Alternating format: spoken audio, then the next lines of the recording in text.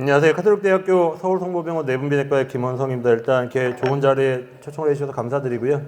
아쉽게도 지금 상황이 의료계가 좀 약간 좋지는 않아서 아마 이런 와중에 비대면 진료를 좀 말씀드린다는 게 약간 좀 불편한 감도 없지는 않은데, 그래도 어쨌든 이제 뭐 지금까지 계속 이루어져 왔던 부분도 있고 또 앞으로 또 가야 될 부분도 있기 때문에 좀 이제 편안한 마음으로 좀 들어주셔도 될 것 같습니다. 저도 최대한 자극적인 멘트는 좀 빼고 준비를 했기 때문에 아마 이렇게 한번 들어주시면 좋을 것 같고요. 제가 오늘 맡은 주제의 내용은 그 비대면 진료의 이제 현재와 미래라는 내용이고, 사실은 현재와 미래, 과거라는 과거가 빠졌네요. 뭔가 좀 어색하다 했더니 이제 나와서 발표하니까 이제 제가 좀 느꼈습니다. 그래서 여기에 대한 지금까지의 이슈 내용 한번 보시고, 그리고 진행되는 상황들이 어떻게 되고, 그리고 비대면 진료에 대해서 아직까지도 약간 좀 개념을 다르게 보시는 분들이 좀 있어요. 그래서 그런 쪽에 대해서 이제 간략하게 설명을 드리도록 하겠습니다. 그래서 저 간단히 말씀드리면, 전 내분비내과 지금 진료를 보고 있는 임상의사고요. 그리고 비대면 진료는 2007년도, 6년도부터 좀 진행을 해왔습니다. 그래서 저번에 뭐 나중에도 한번 뒤에 나오겠지만 2015년도에도 그 복지부에서 진행하는 그 1차 개원이 비대면 진료, 그때는 원격 진료였죠. 요즘에 그때 이후에 원격 진료라는 말이 사실은 약간 이제 금기어처럼 됐고요. 비대면 진료 시범 사업에서 뭐 그 당시에는 의협이 굉장히 반대할 때, 요즘 많이 하지만요. 그래서 뭐 의료계의 이완용, 뭐 김원성 뭐 이런 말도 많이 들었고, 저희 병원에 막 피켓 카드 들고 김원성 나와라 막 이런 경험도 굉장히 많습니다. 근데 아시다시피 제가 좀 맵집이 굉장히 좋은 사람이라서 이런 사적인 얘기는 안 하려고 그랬는데 또 얘기가 됐네요. 좋아서 했는데 지금은 좀 분위기가 많이 바뀌었죠. 지금은 이제 활성화를 해야 된다라는 분위기가 많이 되고 있고, 다만 어떻게 운영을 해야 문제 없이 활성화시킬 수 있느냐, 이제 그런 부에 좀 이슈를 하고 있습니다. 그래서 석사 박사는 제가 이제 의료 정보 쪽으로 하고 있어서 이런 쪽에 조금 관심을 가지게 되었고요. 제가 오늘 말씀하는 게 꼭 정답이다라고 이야기 드리지는 않지만, 제 오른쪽에 보시면 임상 쪽도 어느 정도 제가 관여하고 있고, 디지털 헬스나 정보의학 인증이, 그리고 보건정보통계학회 쪽에서 이 기초 쪽 디지털 헬스 쪽에서도 좀 많이 관여하고 있어서 아마 이쪽에 대한 방향성에 대한 이야기 하는 거 있어서는 아마 좀 뭐 부족함이 없을 거다라고 생각을 합니다. 제가 개인적인 성향이 좀 많이 나오긴 하겠지만요. 참 이제 과거부터 얘기를 한번 드려보면, 이게 이제 65년도에 제가 태어나기도 전에 이제 일간지에 나왔던 내용이고요. 만화가 이정문 씨라고 아마 저희 때까지만 해도 이제 굉장히 유명했던 만화가가 되겠고, 이때 2000년을 상상한 이제 그림이 나옵니다. 2000년이에요. 그러니까 지금으로부터도 24년 전이에요. 굉장히 오래된 얘기가 돼버렸는데, 65년도에 상상한 2000년의 미래라고 보면 정말 이게 65년도에 상상한 게 맞느냐라고 생각이 될 정도로 굉장히 이제 상상력이 뛰어난 걸 보실 수 있습니다. 보시면 태양열 집도 있고, 에스컬레이터, 전기자동차, 소형 TV 전화기, 홈쇼핑 다 이루어져 있죠. 다 이루어져 있습니다. 그러니까 상상력이 정말 이제 뭐 꿈꾸는 대로 이루어진다라고 하는 그런 말들이 정말 대세가 된 것처럼 정말 다 이루어졌는데, 자, 이 와중에 달나라가는 세상이죠. 근데 이 와중에 유일하게 이루어지지 않은 하나가 있다라고 하면 제가 지금 오늘 말씀드릴 비대면 진료, 원격 진료, 이 개념이 되어 있습니다. 65년도부터 예측이 됐던 거고요. 그리고 이 개념을 다시 한번 생각을 해보면, 이제 어디가 아픈데 병원에 가지 않고 진료를 받아보겠다. 자, 이런 개념으로 이제 비대면 진료를 바라보시면 지금 달나라가는 세상이고요. 그리고 1인 1 핸드폰이 있고, 그리고 소형 TV 전화기 다 보는 세상인데 왜 이것만 아직까지 이루어지지 않았을까라는 고민이 한번 필요한 시점인 거고, 물론 기술 개발에 대한 이슈도 있겠고, 이제 의료계 내부의 문제도 있고, 그리고 정부의 문제도 있고요, 산업계 문제도 있고, 자, 모든 것들의 원인이 이제 존재하긴 합니다. 그런데 테크닉적인 이 테크놀로지의 개발이 뒤처져서 이루어지지 않는다? 사실 이거는 좀 어려운 문제죠. 그래서 여기에 대해서 지금 좀 근본적으로 좀 한번 뒤집어 볼 필요가 있을 것 같고요. 자, 이 그림을 가지고 이야기를 한번 해보면 뭐가 필요할까? 자, 비대면 진료, 그냥 막연하게 병원 오기 싫어하는 환자들한테 약 처방하는 그런 개념이 아니라 정말 환자들에게 건강관리의 개념을 알려줄 수 있고, 그리고 건강관리에 이바지할 수 있는 비대면 진료가 뭘까라고 고민을 해봐야 되고, 거기에 필요한 게 뭐가 있을까라고 생각을 하면 전통적으로 세 가지가 필요하다라고 합니다. 첫 번째가 환자의 상태를 파악할 수 있는 디바이스, 센서, 여러 가지 시진청. 그러니까 환자가 병원에 오면은요, 시진, 청진, 타진, 촉진이라는 거라고, 그거를 통해서 이제 환자의 상태를 파악을 하게 돼요. 그게 이제 의료의 시작입니다. 그런데 병원에 오지 않고 진료를 받는다라고 하는 것은, 자, 이런 시진, 청진, 타진, 촉진을 대체할 만한 무언가가 존재를 해야 되는 거고, 그 무언가가 필수적으로 있어야 사실은 원활한 관계가 이루어진다라는 거죠. 만약에 당뇨병 환자라고 하면 집에서 측정한 혈당 기록이 있어야 되는 거고, 열 나는 감기 환자라고 하면 체온계나 아니면은 뭐 이 사람의 오토 세츄레이션인지 맥박이든지 혈압이든지 단순한 정형외과나 신경외과, 프랙처 같은 뭐 골절을 보고 싶다라고 하면 엑스레이 같은 걸 찍어가지고 올릴 수도 있을 것 같고, 그리고 요즘에는 이제 휴대용 초음파도 많이 나왔고, 휴대용 안저검사도 많이 나왔고, 휴대용이라는 개념이 많이 들어와서 자, 그런 것들 굳이 병원에 오지 않더라도 환자의 상태를 파악할 수 있는 무언가가 필요하다. 그게 첫 번째 제일 중요한 디바이스의 개념이 센서의 개념이 되는 거고, 이게 좀 폭넓어졌어요. 디바이스 센서라고 하니까 뭔가 좀 협소해 보이긴 하지만 어쨌든 환자의 상태를 파악할 수 있는 모든 거, 그런 게 들어갈 수 있겠고, 두 번째로 필요한 건 플랫폼입니다. 플랫폼. 요즘에 모바일 스마트폰이 다 대체하고 있지만 환자가 측정한 데이터, 확자가 측정한 어쨌든 환자에 대한 모든 데이터들이 어딘가에 저장되어져야 되고, 그 저장되어진 것들이 분석되어져야 되고, 분석된 것들이 보여져야 합니다. 그러니까 이 플랫폼이 굉장히 중요하고, 최근에는 이 플랫폼이 굉장히 중요한 하나의 중요한 하나의 포션으로 차지하게 됐어요. 이제 마지막으로 필요한 게 메디컬 피드백이죠. 환자가 올린 데이터를 보고 플랫폼을 보고 그 플랫폼에서 저장되어진 데이터에 대한 분석값들을 보고 결과적으로 어떻게 하세요라고 하는 메디컬 피드백. 자, 이 세 가지 중에 하나라도 존재하지 않으면 사실 그거는 비대면 진료의 취지를 좀 어긋난 거고, 우리가 뭐 코비드-19 때 그냥 비대면 진료 약 처방 받았잖아요 라고 이야기하지만, 제가 지금 오늘 말씀드리고 있는 비대면 진료의 근간은 환자의 건강 상태를 악화시키지 않고 환자의 건강 상태를 그대로 유지할 수 있는, 더 향상시킬 수 있는 그 비대면 진료를 이야기하는 거지, 코비드-19로 인해서 비대면 진료는 병원에 오지 말아라요. 취지가 건강을 좋게 한다라는 게 아니라 거기 아예 그냥 첫 표지에 써 있습니다. 병원을 와서 건강이 코비드-19이나 이런 거에 옮지 않도록 병원에 오지 않게 하기 위함, 감염을 예방하기 위한 게 목적이었지 건강관리의 목적의 비대면 진료는 아니었어요. 그래서 그 부분에 대한 거는 제가 생략을 하고 이야기하는 겁니다. 그렇기 때문에 어쨌든 제대로 비대면 진료가 이루어지기 위해서 가장 세 가지가 있어야 되는 게 환자의 상태를 파악할 수 있는 디바이스 센서, 그 다음에가 플랫폼, 그리고 마지막에 이제 메디컬 피드백입니다. 뭐 나중에 이야기하겠지만 최근에는 여기에 대한 이슈가 좀 굉장히 많아요.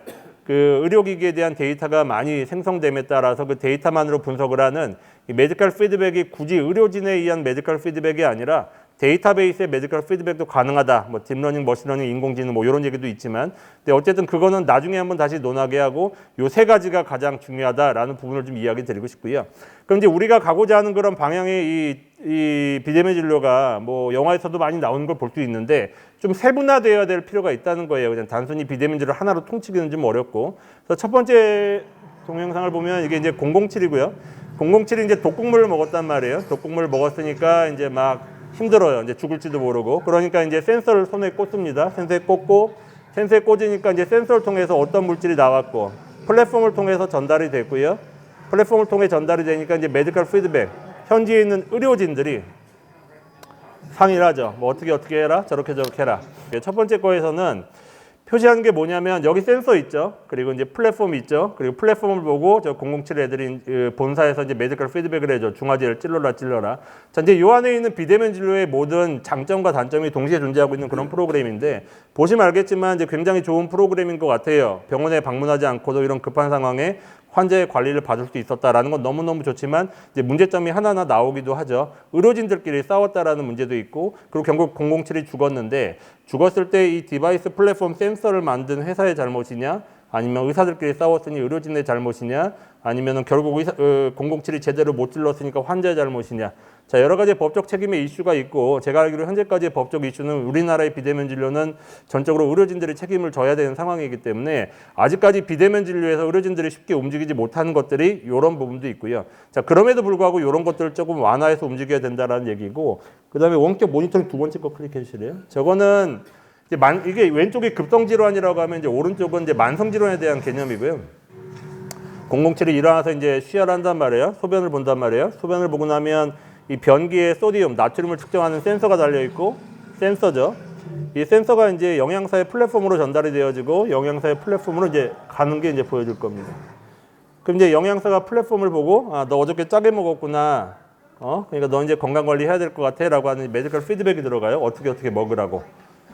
자, 기본적으로 급성질환과 만성질환, 그리고 비대면 진료와 원격 진료와 원격 모니터링 개념이 좀 다른 것 같지만, 기본적으로 디바이스, 플랫폼, 환자의 상태를 파악할 수 있는 무언가와 플랫폼과 메디컬 피드백이 동시에 존재해야 이게 건강관리가 제대로 된다라고 하는 이 기본적인 틀에는 변함이 없고요.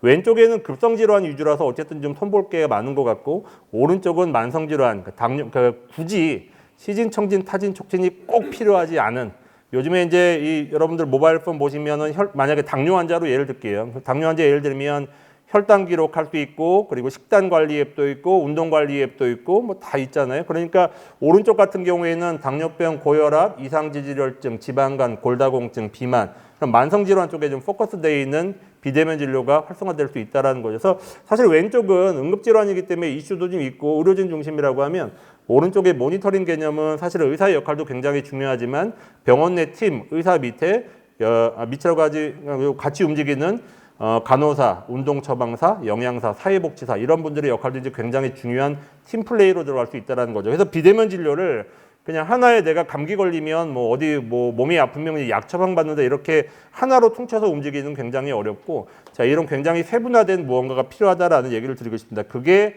가장 기본이고 디바이스, 플랫폼, 메디컬 피드백으로 움직인다 그런 거죠. 그래서 이런 기본 개념을 좀 알고 한번 보시면, 저희가 2001년도부터 서울성모병원에서 이 비대면 진료를 사실 시작을 했고요. 제 기억에 그 당시에는 저희 카톨릭대학교 서울성모병원하고 그리고 서울대병원의 이제 그 성형외과 그리고 길병원의 소화기내과에서 많이 진행이 됐는데, 그때까지만 하더라도 이제 이런 비대면 진료, 최근 말하는 뭐 디지털 헬스케어하고도 같은 개념일지도 모르겠지만 이게 되냐 안 되냐에 대한 이슈가 굉장히 많았습니다. 외국에서도 마찬가지고요. 그 당시에는. 그래서 이 비대면 진료를 정말 환자들에게 적용할 때 문제가 없을까? 책임 소지가 없을까에 대한 이슈가 분명히 존재했고, 그래서 접근 방법을 뭐 늘 그렇지만 새로운 기기가 나오면 그렇지만 세 가지 방식으로 접근을 합니다. 첫 번째는 이게 가능할까?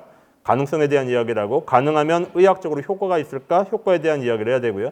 마지막으로 효과가 있을까라고 하면 이제 돈이 되는지를 봐야 이게 임상적으로 제대로 적용이 된다라고 보시면 됩니다. 그냥 우리가 논문 하나에 효과가 있다 이렇게 얘기하는 게 아니라 실제 임상적으로 활용이 가능한가 이제 이런 쪽에 대한 얘기를 하는 거고요.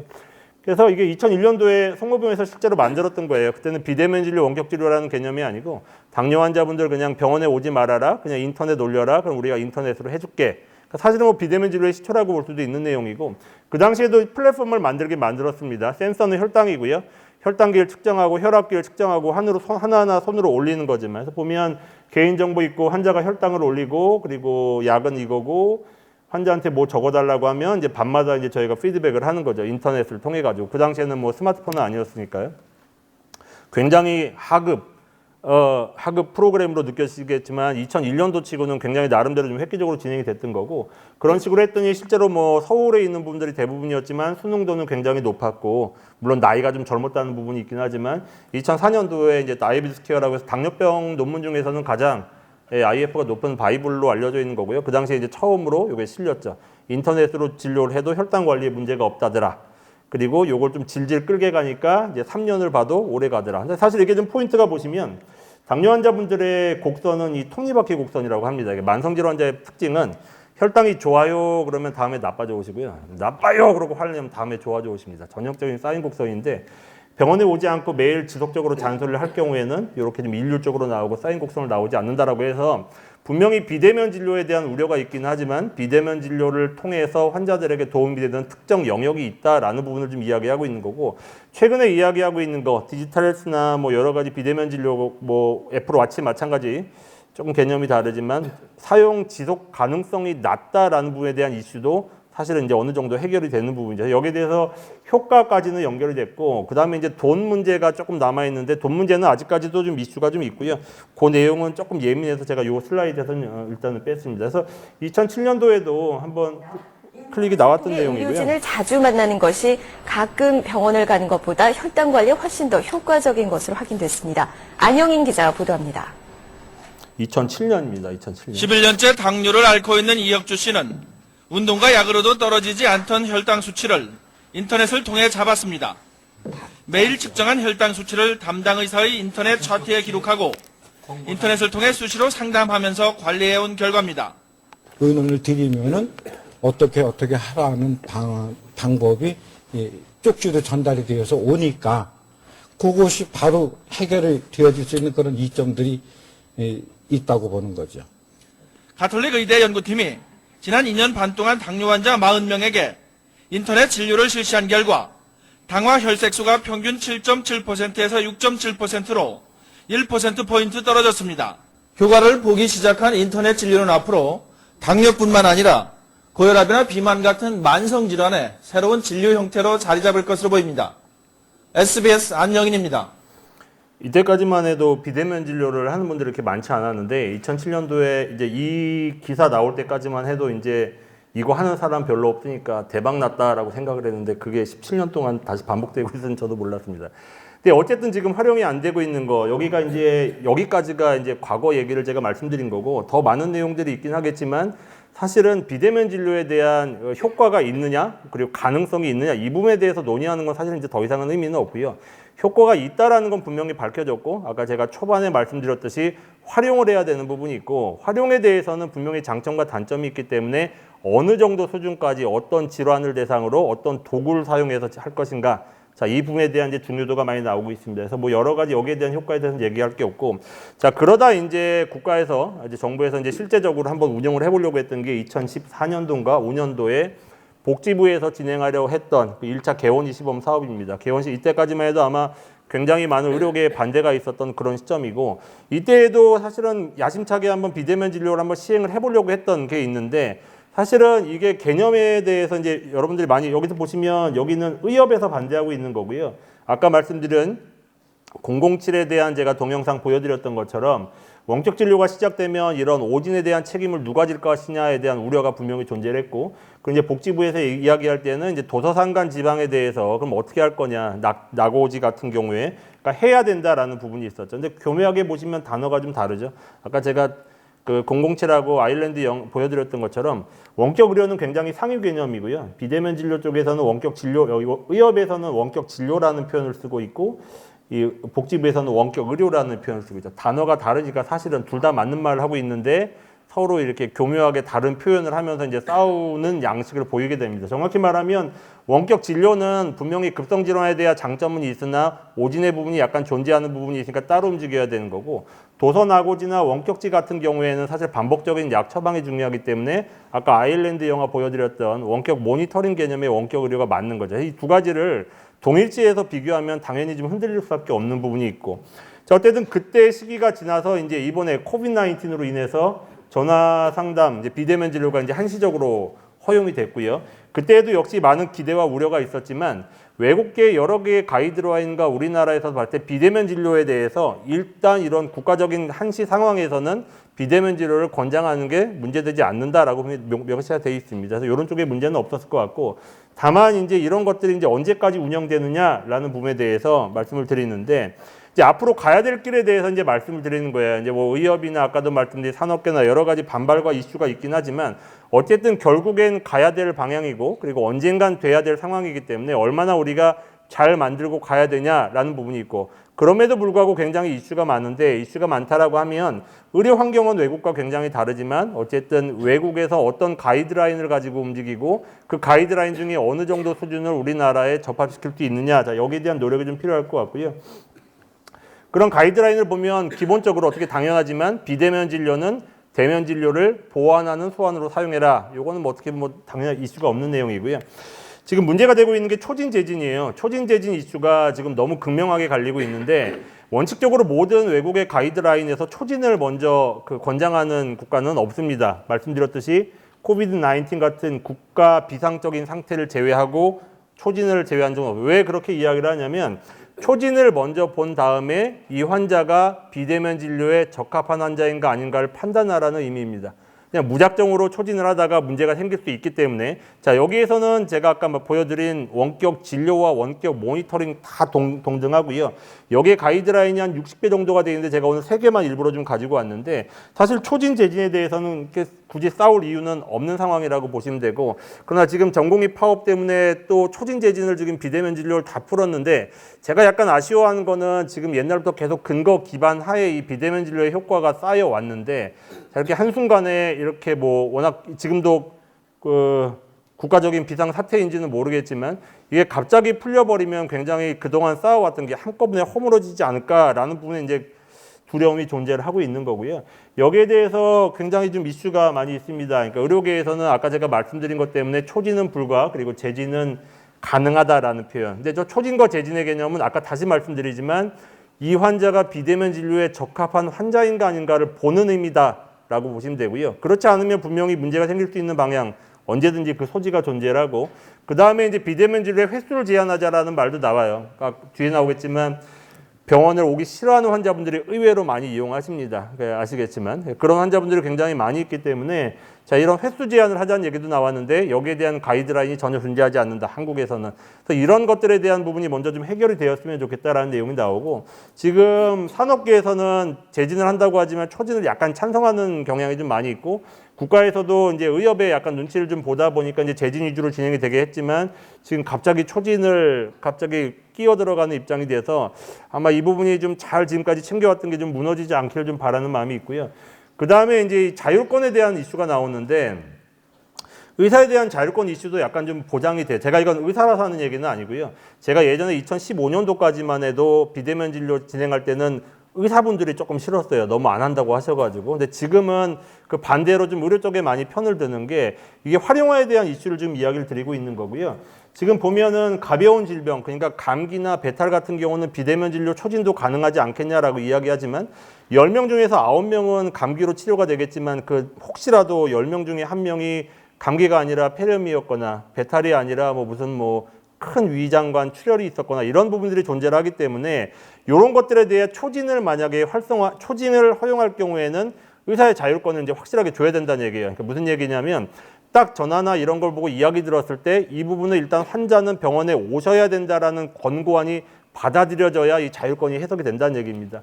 일부예요. 모든 단체들이 다 그런 건 아니지만 이 환자 소비자 단체 일부에서는 보면은 거동이 불편한 사람들도 있는데 어떻게 의사가 오라고 한다고 무조건 올 수 있겠느냐. 환자 의사 협의로 움직여야 된다라고 이야기를 하는데 자, 환자 의사의 협의에 약간 위험한 부분은 뭐냐면 의사분들이 이제 이건 좋지 않으니까 한번 병원에 오세요라고 권고를 했을 때 아니 나는 못 가요라는 이런 부분에서 이제 협의가 안 될 수 있다라는 부분이고 자, 이런 부분에 역시 이제 책임 소지 부분이 존재하기 때문에 여기에 대한 가이드라인, 뭐 정답은 없을 것 같긴 합니다만 이 의사의 자율권이 이제 여기서 좀 침해되는 거고 법조계에서는 이 여기에 대해서 이슈가 너무 많아요. 어느 쪽도 편을 들 수 없는 거고 결국은 병원을 선택할 수 있는 거는 이제 의사의 재량권이기 때문에 이런 자율권에 대한 이슈가 지금 현재 굉장히 크게 논의가 되고 있습니다. 초진 재진은 약간 뒷부분인 것 같고 의사의 자율성에 대한 이슈가 좀 많이 되고 있고 사실은 의사 내에서 자정작용도 필요하다는 얘기가 나옵니다. 의사에 대한 자율성.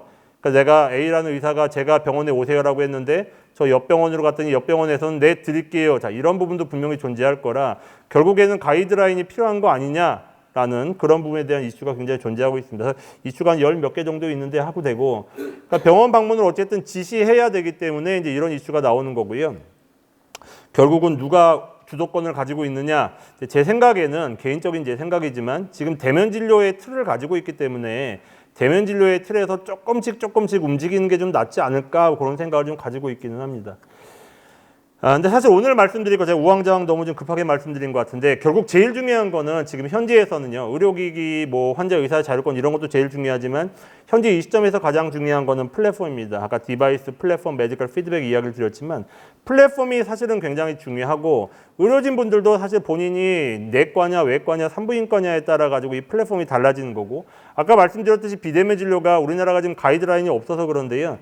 비대면 진료 가이드라인이 있어야 여기에 대해 명확하게 환자들의 문제가 없이 건강관리가 가능하다라는 표현입니다. 그러니까 내가 어떤 질환을 볼 건지 그리고 어떤 프로그램을 할 건지 어떤 범위를 할 건지 그러니까 만성 질환 할 거냐 피부 질환 할 거냐 프랙처 할 거냐 치과 할 거냐 이런 것들 정해야 되고 그럼 내가 전화로 할 건지 화상으로 할 건지 온라인으로 할 건지 정하셔야 되는 거고 그리고 내가 약 처방을 할 건지 검사 결과 상담해 줄 건지 아니면 적극적으로 질환을 관리해 줄 건지 자 이런 부분들이 먼저 상세하게 진행되어야 되고 거기에 대한 가이드라인이 따로따로 움직여야 사실은 이제 거기에 이제 의료진 분들도 불안해하지 않고 환자분들도 불안해하지 않고 아까 제일 우려스러운 그냥 병원 오기 귀찮아서 약만 처방받으려는 그런 오히려 마이너스 효과가 나오지 않게끔 해줄 수 있다는 게 중요한 거고 결국 이거를 먼저 파악을 하고 나서 거기에 맞는 디바이스와 플랫폼을 운영해야 된다는 겁니다.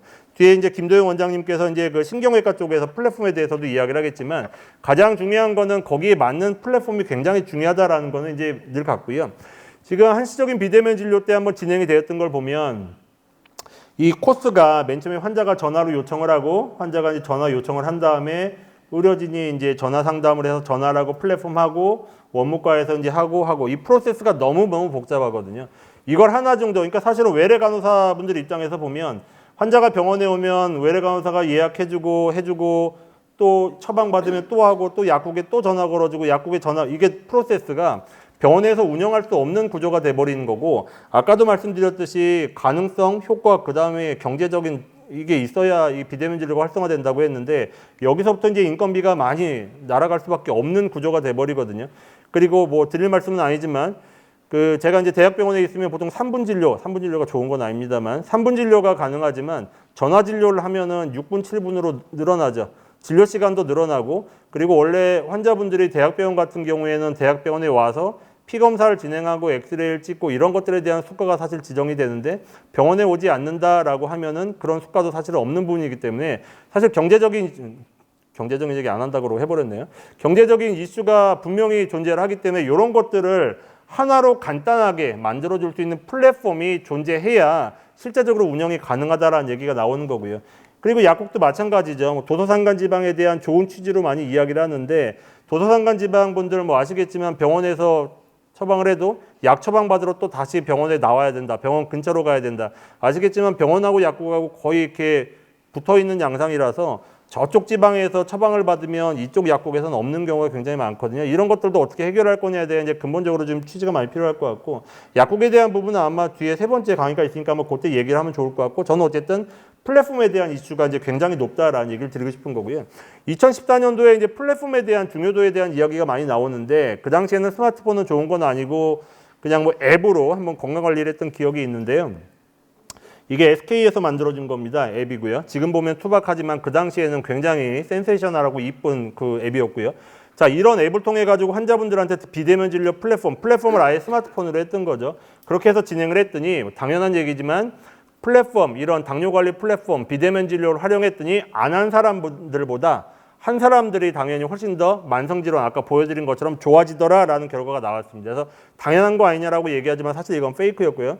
이 앱이 그 당시에 이제 이 앱이 굉장히 좋지 않았던 앱이 굉장히 많아서 실제적으로 이 비대면 진료를 활용했던 사람들을 나누었어요. 만족도가 높은 군, 만족도가 낮은 군으로 나누었고, 만족도가 낮은 군들은 대부분 전송 오류가 있다, 보기 어렵다, 귀찮다, 로딩이 안 된다, 짜증난다, 쓰기 싫다, 피드백이 스팸 같다, 뭐 이런 식의 여러 가지 피드백을 놔봤더니 실제적으로 결과가 굉장히 안 좋게 나온 게 반대로 결과가 나왔어요. 오히려 비대면 진료 플랫폼을 이용한 경우가 사용하지 않은 군들에 비해서 더 안 좋게 나온다. 즉 이런 앱이나 이런 건강관리 시스템을 사용하지 않으니만 못하다라는 게 나와서, 사실 여러분들 비대면 진료하고 좀 거리감이 있을 수도 있지만 여러분들 스마트폰에 깔려있는 여러 가지 건강관리 앱들을 보면 내가 이걸 설치하고 이걸 하면 내 건강관리에 좋아질 거다라고 생각이 되어지시겠지만, 실제적으로 의료의 개념으로 들어오면 그 반대의 경향도 굉장히 많다. 나의 성향과 나의 진료 그리고 의학적 판단 근거하에 포함되어 있는 앱이 아니라면 막연히 좋아질 거라는 기대가 오히려 안 좋게 나와서 지금은 플랫폼에 대해서 굉장히 중요한 포인트가 됐고요. 그리고 지금 배달의 민족처럼 지금은 뭐 거의 뭐 사장되긴 했지만 배달의 민족처럼 약을 선택하는 경우도 생겼죠. 그러니까 탈모약이 이런 약이 있는데 내가 탈모가 있으면 어느 병원이 잘 봐요라고 하는 게 전통적인 지금까지의 선택 방법이었다면, 지금은 이제 맘카페에서 찾아보시고 내가 이런 약이 좋아요라고 하면 이런 약을 처방받는 의사를 찾게 되는 거죠. 사실 이거는 의사들도 반성을 해야 되는 부분이지만, 피나온이라는 정을 검색하면 피나온, 이거 상품 얘기하면 안 되나요? 못 지웠네요. 죄송합니다. 피보온이라는 약을 처방을 가능한 병원을 찾는 거예요. 그러면 가능한 병원이 나오는 거고 그 가능한 병원을 이어준다. 자, 이렇게 돼버리면 사실 이 약제에 대해서 약마다 카피약이라고 하더라도 다 약제마다 고유의 효과와 부작용 이슈가 있는데, 한 명의 의사가 이제 99명의 환자를 끌고 가는 게 아니라 99명의 환자가 한 명의 의사를 선택하게 돼버리면 사실은 비대면 진료의 가장 그 근본적인 우리가 바라는 그 효용 가치가 벗어나 버리는 거죠. 그래서 이런 부분에 대한 이슈, 플랫폼이 어떻게 보면 굉장히 닥터 쇼핑을 부과할 수도 있고, 그리고 원하는 취지를 벗어날 수 있다라기 때문에 굉장히 잘 만들어야 되고요.